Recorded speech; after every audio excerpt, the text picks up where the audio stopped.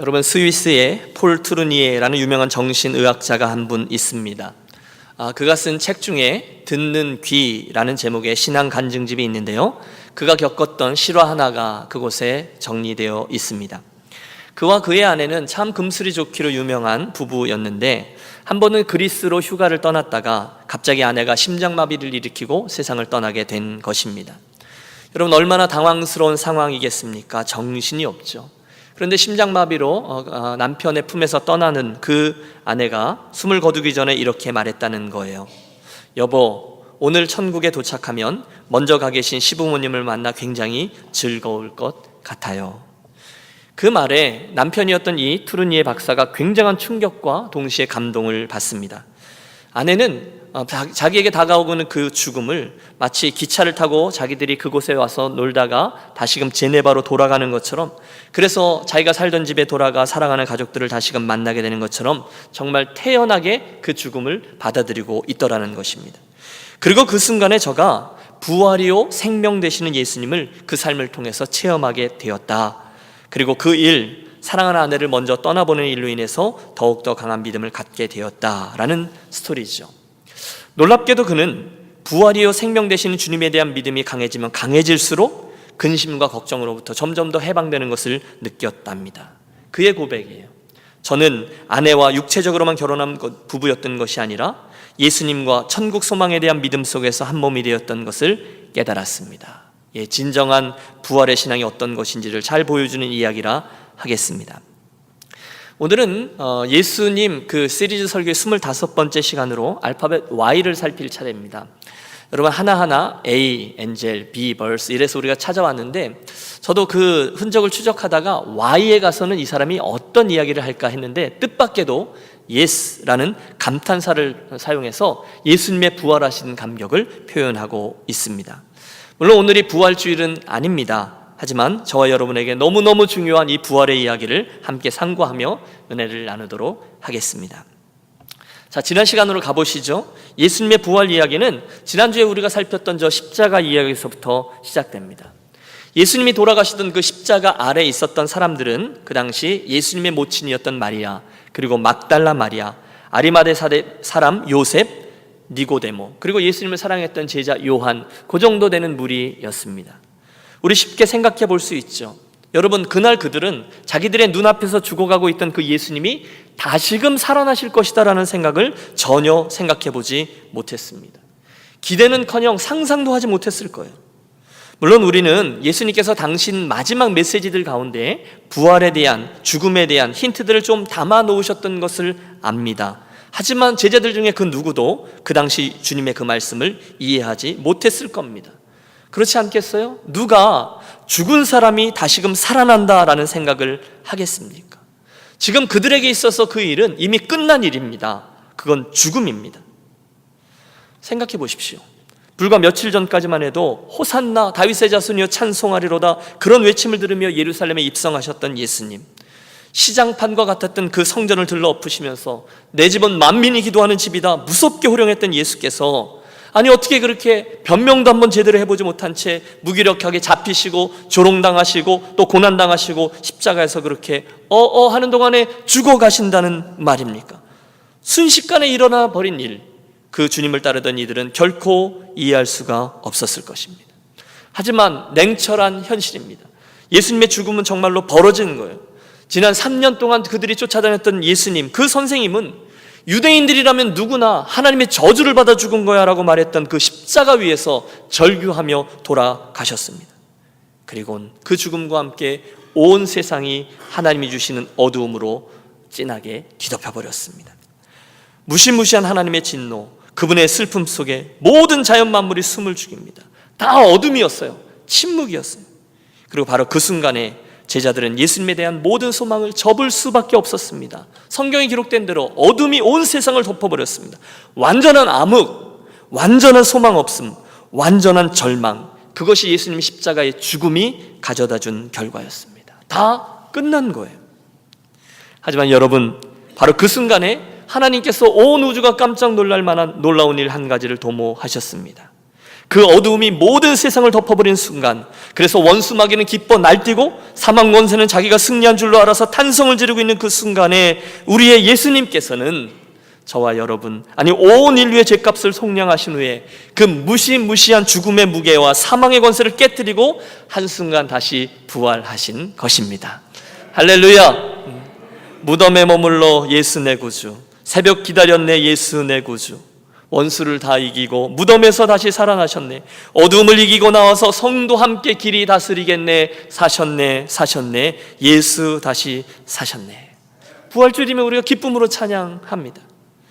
오늘 본문의 말씀은 그 부활의 아침에 그 새벽 미명에 무슨 일이 일어나는지를 우리에게 증언해 줍니다. 우리 한번 1절부터 4절을 다시 봐주십시오. 안식일이 다 지나고 안식 후 첫날이 되려는 새벽에 막달라 마리아와 다른 마리아가 무덤을 보려고 갔더니 큰 지진이 나며 주의 천사가 하늘로부터 내려와 돌을 굴려내고 그 위에 앉았는데 그 형상이 번개 같고 그 옷은 눈같이 익언을 지키던 자들이 그를 무서워하여 떨며 죽은 사람과 같이 되었더라. 아멘.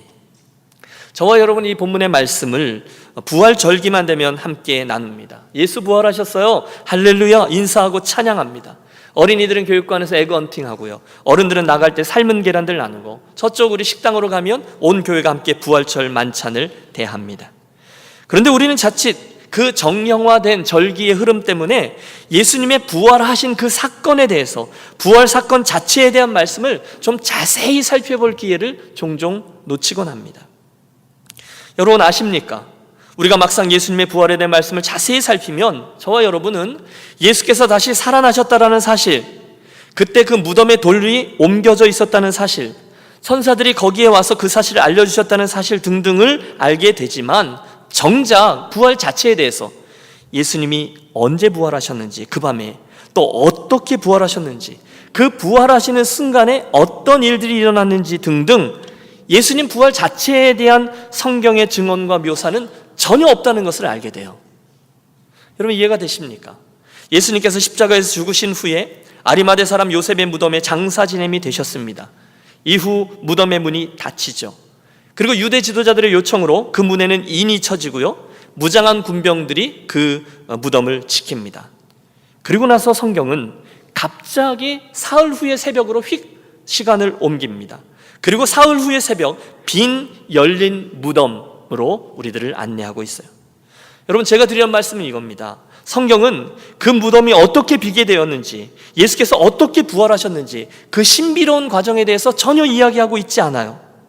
오늘 본문에서 보듯이 천사들이 나타나 무덤 문을 열고 예수님 부활하셨다라고 전할 뿐이지, 마태, 마가, 누가, 요한 모든 복음서 저자들은 예수님의 부활 사건 자체에 대해서는 자세히 기록하고 있지 않다는 거예요. 예수님 당시는 물론이거니와 오늘날도 이 세상에는 예수님의 그 부활에 대해서 제자들이 꾸며낸 얘기다라고 주장하는 이들이 있어 왔습니다. 그런데 여러분 잘 생각해 보십시오. 만약에 복음서의 저자들이 정말 그런 사람들의 주장대로 예수께서 부활하셨다라는 이야기를 거짓으로 꾸며낸 것이라면 아마 모르긴 몰라도 그 사람들은 그 예수님이 부활하시는 장면에 대해서 최대한 그럴싸하게 썼을 거예요. 사람들이 듣고 믿을만하게 고개를 끄덕일 만큼 그런 과정을 어떻게 잘 기록했을 거예요. 그러나 성경 기자들은 하나같이 십자가에서 내려져 무덤에 누이신 예수님 이야기에서 곧바로 예수님의 빈 무덤 이야기로 넘어가 버리고 있습니다. 오늘 우리가 대하고 있는 마태복음 28장의 기록이 그나마 가장 자세히 기록되어져 있는 말씀인데요, 여기에도 천사들이 무덤 문을 열었다라는 기억만 기록되어 있을 뿐이지, 그 죽으셔서 시신으로 누워 계시던 예수께서 스르르 일어나셔서 밖으로 걸어 나오셨다라든지, 또는 일어나시다가 잠깐 당신의 머리에 이렇게 묶었던 수건을 이렇게 풀으셔서 잘 개어놓고, 성경에 그런 기록이 있잖아요. 잘 개켜져 있다고, 잘 개어놓고 일어났다든지 하는 그 부활의 장면에 대해서는 아무런 언급을 하고 있지 않다는 거예요. 여러분 조금 의아스럽지 않습니까? 아니 예수님 이왕에 부활을 하시려면 제자들과 유대 지도자들과 군중들을 다 모아놓고서, 예루살렘 헤럴드나 뭐 TV 다 기자들 모아놓고서 짠 하고 부활을 하시든지 그렇게 하시지, 왜 혼자서만 그렇게 조용히 부활을 하신 것일까요? 안 그렇습니까 여러분? 만약에 예수님이 많은 사람들이 보는 앞에서 부활하셨다면 아마 그 이후에 모든 사람들은 절대로 예수님의 복음을 거절하지 못했을 텐데요. 그렇지 않아요? 여러분 제가 이렇게 생각하는 게 너무 이상한가요? 예수님이 십자가에 못 박혀 돌아가실 때는 많은 사람들이 지켜보았거든요. 예수님 죽으셨다, 누구나 그렇게 생각을 했어요. 그런데 그 예수님이 동일하게 많은 사람들 보는 가운데서 부활하셨으면 사람들은 당연히 놀라긴 했겠지만, 어떤 사람들은 스마트폰을 꺼내서 막 찍고 뭐 그러기는 했겠지만, 분명한 것은 예수님이 하나님의 아들이요 죽음의 권세를 깨고 일어나셨다라는 사실을 아무도 부인하지 못하게 됐을 거예요. 그러면 여러분 얼마나 쉽겠습니까? 그런데도 왜 예수님은 당신의 부활하시는 장면을 아무에게도 보여주지 않은 것일까요?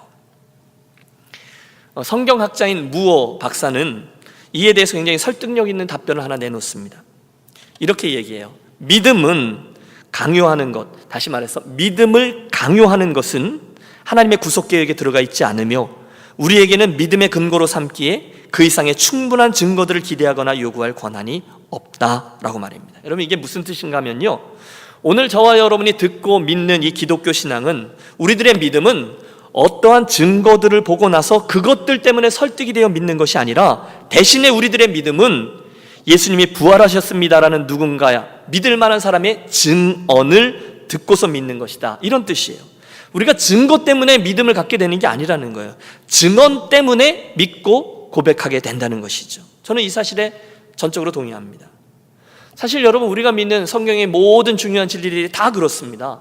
창조, 타락, 성육신, 십자가의 죽음, 무덤의 부활, 그리고 다시금 오시는 새하늘과 새 땅, 재림의 사건, 이 모든 진리에 대한 믿음과 소망은 저와 여러분들이 눈앞에 보이는 수많은 증거들을 확인한 후에 이해가 되고 납득되기 때문에 진실로 받아들여지는 것이 아니라, 그 부활을 목도한 이들의 증언 때문에, 그들이 믿을 만한 사람이고 그들이 한 이야기가 믿을 만한 것이기 때문에 우리가 그걸 받아들이고 믿음으로 고백한다, 그런 뜻이에요. 먼저 진리가 있어요. 그런데 그 진리들은 우리들에게 다가오면서 증거들을 대고 그렇기 때문에 이것을 믿어라, 우리를 설득하거나 부탁하지 않아요. 대신에 진리는 선포되는 거예요. 그리고 우리로 선택하게 해요. 믿어라, 믿으면 구원을 얻는다, 그게 진리이지 이러이러하기 때문에 좀 믿어줄래? 부탁이 아니라는 것입니다. 사랑하는 여러분, 제가 지적하는 첫 포인트를 이해하시겠습니까? 진리는 잡상인이 어떻게 해서든지 이 물건을 팔아내려고 사람을 꼬시고 매력적인 것으로 보이게 하는 그런 설득과는 다른 거예요. 대신에 진리는 그저 담대히 선포합니다. 주 예수를 믿으라, 그리하면 너와 내 집이 구원을 얻으리라. 예수는 십자가에 죽으셨다, 하지만 다시 부활하셨다, 그분은 다시 오신다. 그러므로 이 복음을 믿고 구원을 얻으라. 여러분, 이것이 진리에 대한 증언입니다. 그때 그 증언을 듣고 믿고 그들을 따르는 이들에게는 구원의 축복이 임하고, 그 증언을 거절하는 이들에게는 영원 형벌이 따르게 된다는 것입니다. 여러분, 주목하십시오.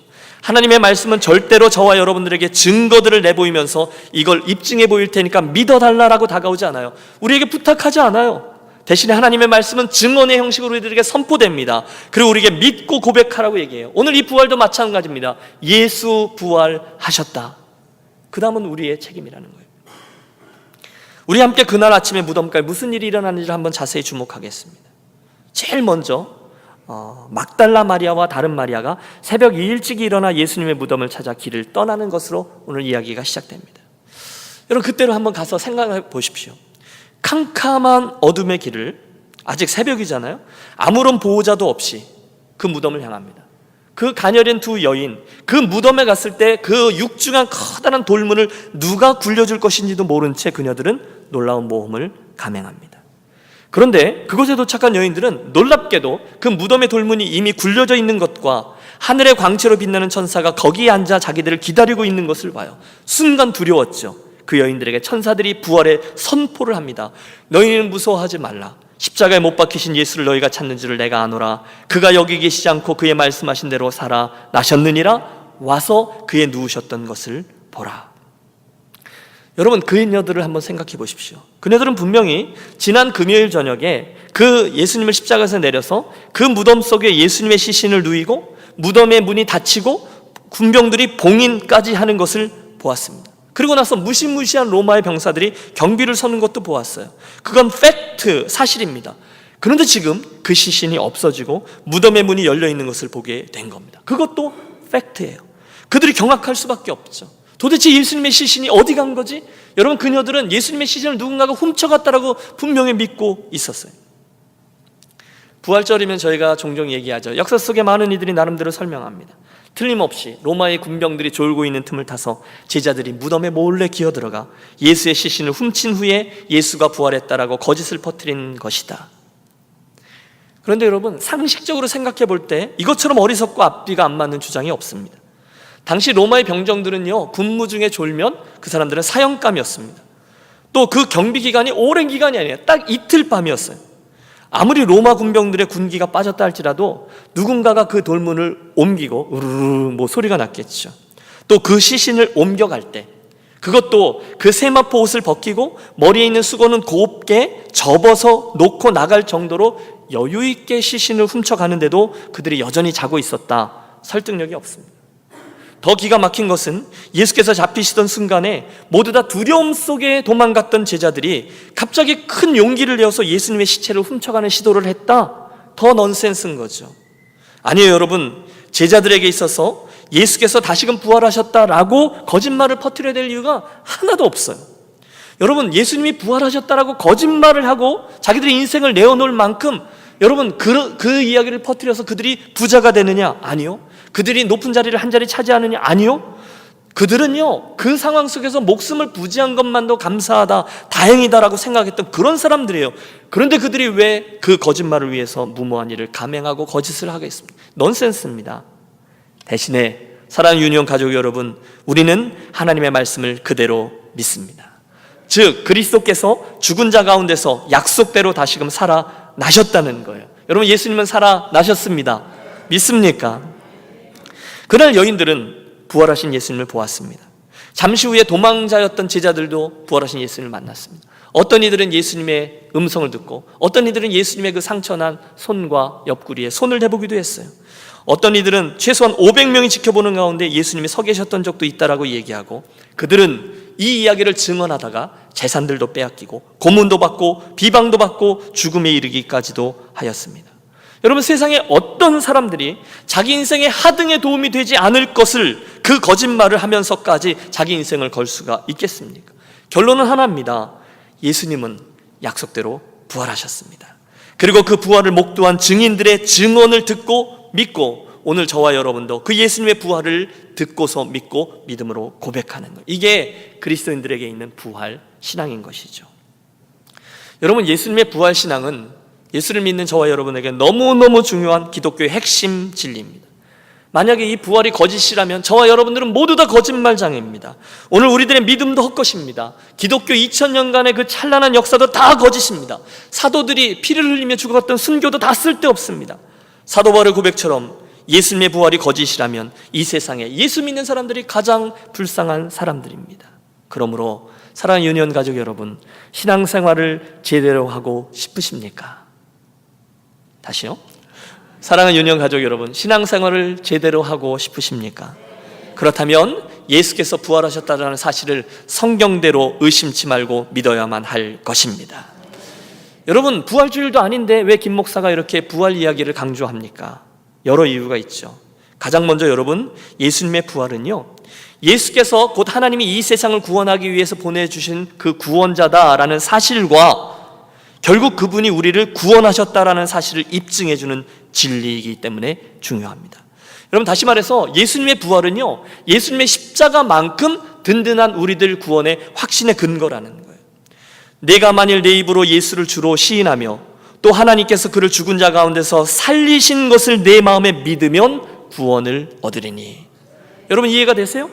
만일 내 입으로 예수를 주로 시인하고 그것만이 아니에요, 또 하나님이 그를 죽은 자 가운데서 다시 살리신 것을 믿으면 구원을 얻으리니. 구원을 얻으려면 이 두 가지가 다 있어야 된다는 거예요. 십자가 죽음과 예수님이 성경대로 부활하셨다는 사실을 두 개를 꼭 믿는 것까지가 구원이 허락되어지는 믿음의 그 내용이라는 거예요.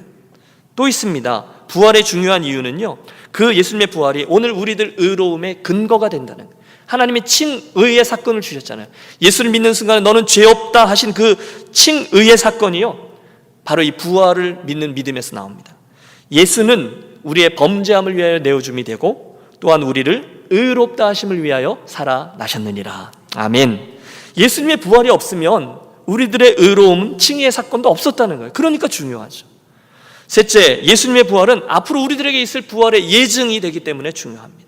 예수께서 부활하셔서 잠자는 자들의 첫 열매가 되셨느니라. 우리 어제도 우리 김윤성 목사님 하나님의 부르심을 입으셔서 천국 환송 예배 슬픔 가운데 드렸습니다. 하지만 그 슬픔은 제한된 슬픔이에요. 왜냐하면 우리는 예수님의 부활을 보기 때문에 그게 우리의 보증이 되어 앞으로 우리들도 모두 다 그 부활에 참여할 것을 기대하기 때문에 제한된 슬픔이고 또 그 기대 가운데 예배했습니다. 그분의 부활이 앞으로 우리도 부활할 것이라는 것의 예증이 돼요. 하지만 여러분, 이 부활신앙이 가장 중요한 이유는요, 저는 오늘 이 얘기를 하려고 이 설교를 진행합니다. 오늘 실제적인 저와 여러분의 현실적인 삶에 특별히 어려움 가운데 있는 우리들의 인생에 큰 힘과 위로로 다가와 실제적인 도움으로 화하는 그런 메시지가 되기 때문입니다. 다시 말해서 우리들 가운데 어떤 어려움이 있어요. 힘들어요. 그런데 이 부활신앙이 정말로 큰 힘과 능력으로 다가온다는 것이에요. 믿습니까? 여러분, 반모섬에 사도 요한이 갇혀 있었어요. 너무너무 힘들어요. 일평생 수고했어요. 그에게 부활하신 예수님이 나타나 격려하십니다. 두려워 말라, 나는 곧 산자라. 내가 전에는 죽었었노라, 볼지어다 이제 세세토록 살아있어. 할렐루야. 예수님은 살아계신 분이라는 거예요. 혹시 오늘 힘든 일 가운데 나오신 분 있으십니까? 어려우십니까? 이거 뭐 이래? 의심하는 분 있으십니까? 그때 오늘 이 부활의 메시지로 인하여 위로와 격려를 받으시는 저와 여러분이 되시기를 권합니다. 사랑하는 여러분, 어떤 상황에서든지 부활하신 주님을 믿으십시오. 그리고 부활하신 주님을 소망하십시오. 죽어가는 이들에게 예수께서 부활의 왕 되신다라는 사실을 선포하십시오. 저는 확실히 믿습니다. 부활의 신앙은 나도 다시 살 거고 예수님 부활하셨습니다라는 그 신앙은, 그 부활의 신앙은 슬피 우는 자에게 소망을 줍니다. 부활은 죽음의 공포도 넘어가게 해줘요. 부활은 모든 것이 다 끝났다라고 이해하는 이들에게 아직 끝이 아니다라는 사실을 말해줍니다. The story is not yet over입니다. 그것이 부활의 능력이요, 그날도 마찬가지였어요. 여러분, 우리가 요한복음을 펼치면요, 그 여인들 2명이 길을 떠났을 때 아직도 세상은 캄캄한 어둠 속에 있었다라고 이야기합니다. 사실 이 본 설교의 앞부분에도 지적했듯이 그들이 출발했을 때의 그 어두움의 자리는 오늘 저와 여러분의 인생에 있을 수 있는 수많은 어두움들을 상징합니다. 여러분, 생각해 보세요. 예수께서 십자가에 죽으시는 순간 그들의 상황은 말 그대로 짙은 어두움이 되어버렸어요. 모든 게 어두웠어요. 보세요. 베드로가 예수님을 부인하는 그 순간 어둠입니다. 제자들이 두려움 속에 1명, 2명 다 도망가 버린 순간 어둠입니다. 아니, 그들은 어둠 속으로 도망가 버렸어요. 예수님께서 빌라도의 법정에서 비겁함에 의해서 내어줌을 당하는 순간 어둠입니다. 예수께서 채찍에 맞고 고통 가운데 조롱받고 골고다를 향해 올라가는 순간도 어둠입니다. 그 위에서 엘리 엘리 라마 사막다니, 나의 하나님 나의 하나님 어찌하여 나를 버리시나이까. 영원전부터 단 한 번도 하나님으로부터 떨쳐져 있어 본 적이 없으셨던 하나님이 그 아버지로부터 철저히 버림받아 철저히 저주 아래 떨어졌습니다. 죽음의 권세로 내팽개친 그 순간 어둠입니다. 철저한 고통과 소외감, 그게 어둠이에요. 제자들이 귀를 막고 있어요. 듣기 싫은 저 사탄의 웃음소리, 그것도 어둠입니다. 제자들이 광 속에 숨어 있어요. 캄캄한 어둠입니다. 드디어 예수님의 시신이 무덤 속으로 들어가고 쿵, 무덤이 둔탁한 소리와 함께 닫혀버린 순간 어둠입니다.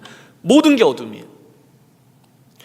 그런데 여러분, 우리가 주목하려는 건 이겁니다. 본문에서 우리는 그 어둠 속에서 그래도 가만히 움직이고 있는 2 여인들을 만납니다. 한 여인은 야고보와 요한의 어머니 마리아, 또 하나는 막달라 마리아입니다. 여러분, 지금 그들을 주목해 보세요. 지금 그들이 어디를 향하고 있죠? 여러분, 지금 그들이 어디를 향하고 있죠? 예수님의 무덤을 향하고 있습니다. 왜 향하고 있습니까? 예수님의 시신을 씻기기 위해서였어요. 틀림없습니다. 여러분, 예수님께서 십자가에서 내려오셔서 무덤에 들어가게 되는 날은 안식일 전날이었습니다. 캄캄한 밤이에요. 해가 이제 저물면 안식일이 시작돼요. 그러므로 예수님을 위한 정결 예식을 제대로 행할 수가 없었어요. 아리마대 사람 요셉과 니고데모와 몇몇 여인들, 여러분, 그들이 아무리 빨리 움직인다 해도 예수님의 시신을 깨끗이 씻기고 향료를 덮고 베옷을 입히고 하는 절차를 제대로 끝낼 수가 없었을 거예요. 그들은 대충 한 거죠. 여러분, 제대로 하면 정결 예법에 따라서 시신을 처리하는 건 이틀이 꼬박 걸리는 과정이거든요. 그걸 몇 시간 안에 끝내고 무덤 안에 예수님의 시신을 대충 두고 나온 거예요. 그러니 여러분, 예수님을 너무너무 사랑했던 이 여인들에게 있어서 그날의 행위가 마음속에 걸렸을 거예요. 이후 그 이틀 동안에 예수님이 갇혀있는 그 밤 동안 그들은 뜬 눈으로 밤을 새웠을 겁니다. 그리고 안식일이 맞춰지는 오늘 드디어 그들이 자유하게 되어 아침 일찍부터 향유를 들고 주님의 무덤으로 향하고 있는 거예요. 그들은 그분의 수염과 얼굴 구석구석에 묻어져 있는 검붉은 핏자국을 닦기 원했습니다. 그분의 눈 혹시 띄어져 있었다면 제대로 감겨드리기 원했습니다. 그분의 사랑하는 얼굴을 만지기 원했습니다. 그분의 수의를 제대로 잘 자리 잡아드리고 싶었습니다. 여러분, 이 아침 그곳을 떠나고 있는 여인들의 마음을 한번 헤아려 보자는 거예요. 여러분, 제가 단도직입적으로 여쭙죠. 지금 떠나가는 그 여인들에게 어떤 희망이 있습니까? 지금 그녀들에게 기쁨이 있습니까? 지금 그녀들에게 주님께서 다시금 일어나서 나와 함께 행하시고 나를 격려하시고 나를 따뜻하게 위로해 줄 것이다라는 희망이 있습니까? 없습니다. 전혀 없습니다. 왜요? 끝난 얘기거든요. 죽음은 끝이에요. 그분은 죽음의 선을 넘어갔어요. 그분은 영원히 어둠 속에 갇히셨어요. 그게 죽음이에요. 그게 어둠이에요. 그런데 여러분, 이 아침 제가 여러분과 함께 주목하려는 것은 이겁니다. 그것은 그런 형편에 있는 그녀들이, 그럼에도 불구하고 그녀들이 지금 예수님께 나아가고 있었다는 거예요. 저는 이게 중요하다고 봅니다. 그건 사랑 때문이었을 겁니다. 주님을 향한 도리였어요. 저는 이게 헌신이요 충성이라고 믿습니다. 여러분, 우리 분명히 하겠습니다. 지금 그녀들은 주님에게 아무것도 기대하지 않아요. 그렇죠? 죽으신 그분이 나에게 무엇인가를 해줄 수 있다, 그런 것을 생각하지도 않아요. 그녀들은 지금 보상을 바라고 칭찬을 받으려고 무덤으로 나가지 않아요. 그저 죽으신 예수님께 무엇을 해드리기 위하여 갈 뿐이었어요. 그걸 주목하자는 거죠. 여러분, 우리 조금만 더 솔직해 보시죠. 어둠 속에 갇히신 예수님, 우리들의 모든 희망을 다 앗아가 버리신 예수님. 그런데 여러분, 우리들의 인생에는 종종 그런 일이 일어납니다. 우리 경험적으로 압니다. 여러분, 믿음의 길을 걸어오시면서 우리들의 믿음의 길이 항상 변화산 위에 영광스럽게 변화되신 예수님을 만나는 것들로만 채워집니까? 그렇지 않아요. 대신에 우리가 믿음으로 인생길을 간다고 해도 때로는 지금 저 여인들과 같이 지칠 일들이 있어요. 힘들어요. 오해받는 일도 있어요. 내가 지금 내가 이러려고 예수 믿어 다 때려치고 싶은 그런 상황도 있어요. 나한테 돌아올 게 별로 없다는 것을 다 알아요. 예수 믿는데 이거 지금 이 상황에서는 헛수고하는 것 같아요. 그럴 때도 분명히 있다는 거예요. 여러분, 동의하시죠? 그렇지 않습니까? 이 어려운 형편에 갈 길이 묘연합니다. 그런데 하나님의 말씀은 정말 뚱딴지 같아요. 도전이죠. 그럼에도 불구하고 내가 너의 수고를 안다. 저 앞에 있는 김 목사 혼자 외치는 거예요. 나는 지금 힘이 다 빠져 있는데, 나는 예수 믿는 거 이거 이렇게 가도 되는 거야 라고 생각하는데 기도할 힘조차 다 잃어버렸는데, 저 앞에 있는 김 목사는 그래도 하나님은 선하십니다, 그분의 선하심을 믿는 싸움을 계속합시다, 그런 소리를 하고 있는 거예요. 심지어 너무너무 화가 날 때도 있어요. 하나님, 나 못하겠습니다. 이게 뭡니까 도대체? 절규합니다. 때로는 막 옆에 있는 분들 보면서 화를 냅니다. 왜 맨날 나만 이렇게 해야 돼? 저 사람은 안 하는데. 예수님의 수제자라고 하는 베드로 보러 하자 그러지. 예수님을 가장 사랑한다고 했던 요한 보러 하라 그러지. 왜 나한테 그래? 여러분, 어둠이 있다는 거예요. 뭐 이래? 다 때려치고 싶을 그런 어둠이 우리 믿음의 길에 덮일 때가 있다는 거예요. 바로 그때, 여러분, 바로 그때입니다. 여러분, 인간적인 감정으로는 이 부활의 아침을 기대하기가 너무너무 어렵지만 정말 성경 속에 계신 예수님에게 오늘의 현실에 있는 내가 바랄 것은 아무것도 없는 것처럼 보이지만 예수 믿는데 정말 효과가 있는 거야, 그런 생각이 들어도 그래도 그때 우리 예수님께 계속해서 나아갑시다 라는 권면을 드리려고 하는 것입니다. 그 여인들처럼 말이에요. 맞아요, 여러분. 믿음의 길에 가는 한 계속 전진해야 되는 의무가 우리에게 있는 거죠. 안 보여도 계속 가는 거죠. 심한 어려움 속에서도 끝까지 철저히 헌신하는 것요. 아무런 보상이 주어지지 않는 시간이 계속되는 것 같아도 여전함으로 그리 행하는 것. 보이지도 않아요. 그러나 이 터널 끝에 광명한 바깥 세상에 있다는 것을 믿고 나아가는 것, 그게 제자들이 걷는 길임을 믿으시기 바랍니다. 여러분, 따라해 주세요. 그것이 제자의 길입니다. 어둠이 있을 때까지라도 무덤으로 나아가는 게 제자라는 거예요. 그 순간 여러분, 최고의 PD이신 하나님의 드라마가 짠 하고 펼쳐지잖아요. 여러분, 그녀들이 그 어둠의 새벽을 향해 나아갈 때 두려웠을 거예요. 그렇죠? 무서웠을 거예요. 힘들었을 거예요. 우리들 둘만 그리로 향하고 있는 거야, 도대체 이거 어떻게 해결될 거야 라고 생각했을 거예요. 그런데 여러분, 그렇지 않았어요. 여러분, 그 순간 어둠 속에 무덤을 향하고 있는 그 여인들을 누가 보고 계십니까? 누가 보고 계세요? 우리 하나님 아버지, 그분이신 줄로 믿습니다. 그분은 어둠 속에서 가슴을 졸이며 집 문을 여는 여인들의 손길을 보셨을 거예요. 그들이 그 동산을 올라갈 때 그 발걸음을 하나님은 다 세고 계셨을 거예요. 그때 그녀들의 마음 있잖아요. 주저함 있잖아요. 그럼에도 불구하고 주님께로 나아가고자 하는, 대책 없이 나아간 거지만 그들의 마음을 하나님은 다 보고 계셨어요. 그리고는 그들이 깜짝 놀랄 만한 선물 하나를 예비하셨죠. 오늘 2절부터 4절을 다시 봐주세요. 그녀들이 거기 다가갈 때 큰 지진이 나며 주의 천사가 하늘로부터 내려와 돌을 굴려내고 그 위에 앉았는데 그 형상이 번개 같고 그 옷은 눈같이 익거늘 지키던 자들이 그를 무서워하여 떨며 죽은 사람과 같이 되었더라. 여러분 잘 보세요. 3절 펼쳐보십시오. 또 한 절. 네, 큰 지진이 나며, 여러분 여기 이 본문을 잘 보십시오. 지금 누가 돌을 옮겼다고요? 네, 천사들이 옮겼어요. 그런데 여러분 잘 보면 생각해 보세요. 여러분, 그 천사가 지금 누구를 위해 그 돌을 옮기셨을까요? 예수님을 위해서. 정말이요? 그렇죠. 뭐 예수님의 부활이니까 예수님을 위해서 돌을 옮겼겠죠. 예수님께서 그 무덤에서 나오시려면 돌을 굴려 열어 드려야죠. 그런데 여러분 잘 생각해 보십시오.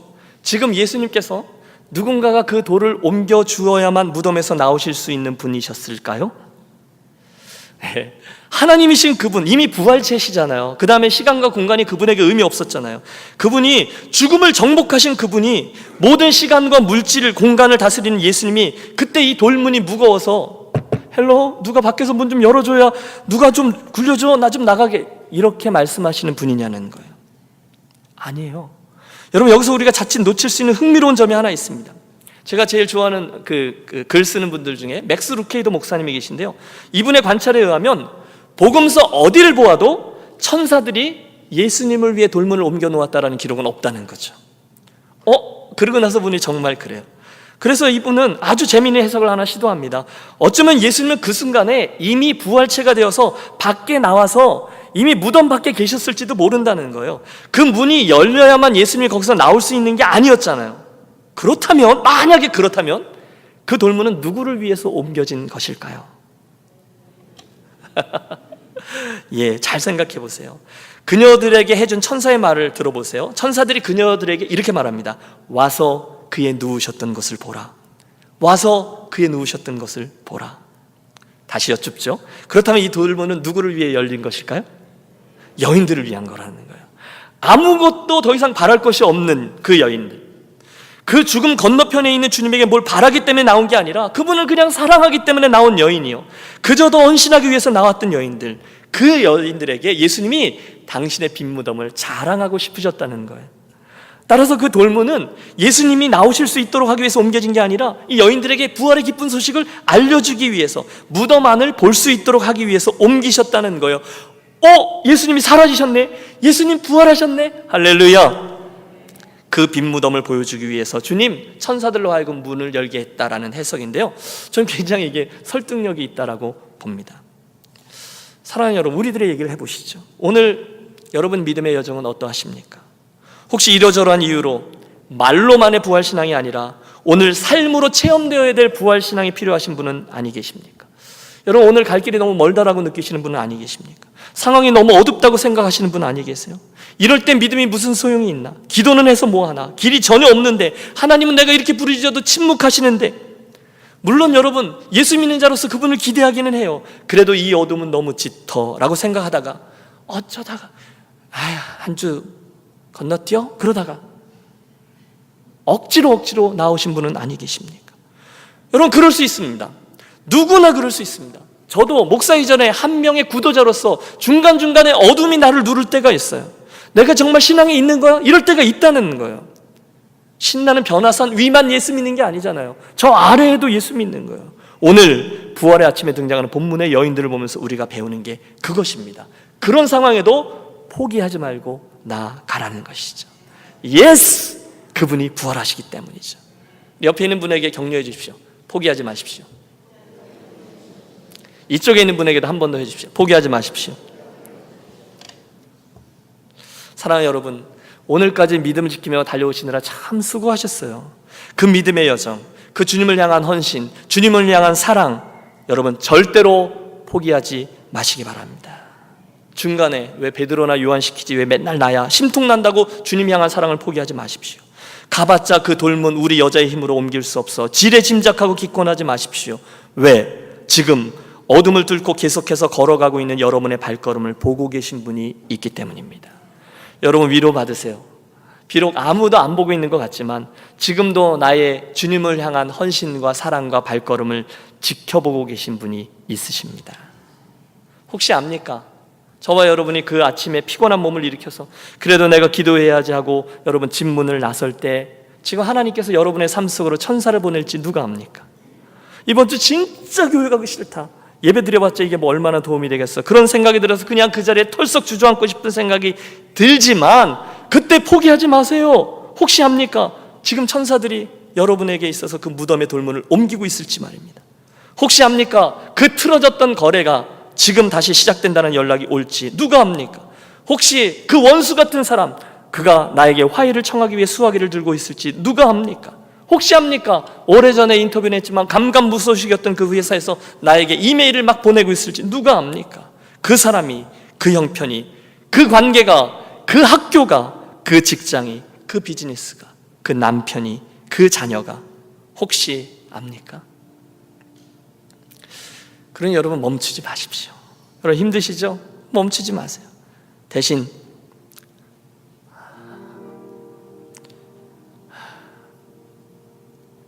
주님을 향한 여러분의 그 사랑과 헌신의 발걸음을 계속하세요.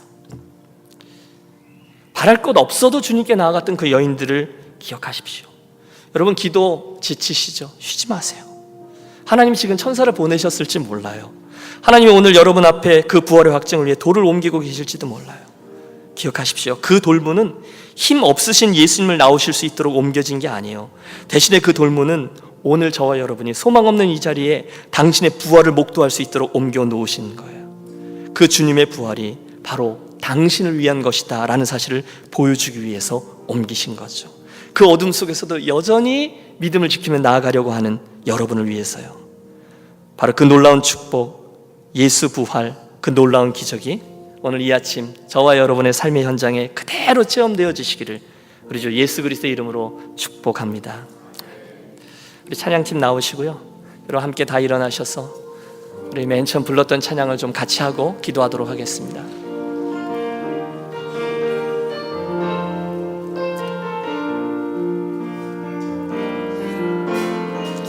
힘들고 지쳐 낭망하고 넘어져 일어나기 전혀 없을 때에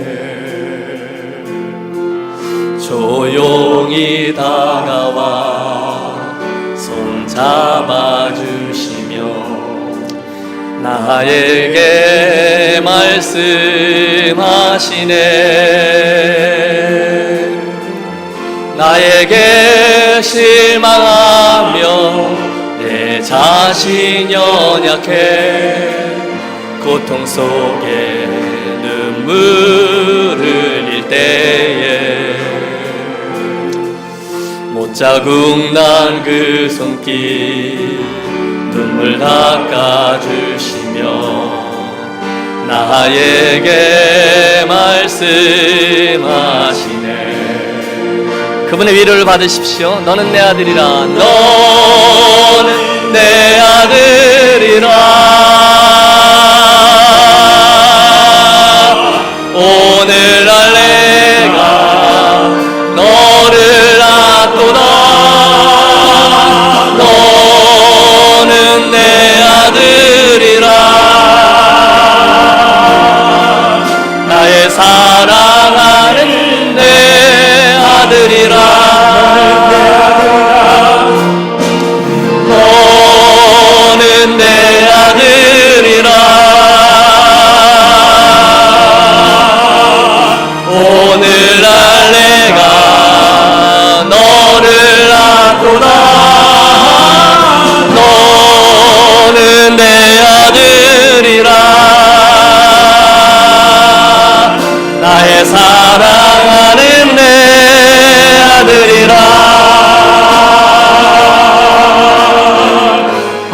언제나 변함없이 너는 내 아들이라 나의 십자가 고통 해산의 그 고통으로 내가 너를 낳았으니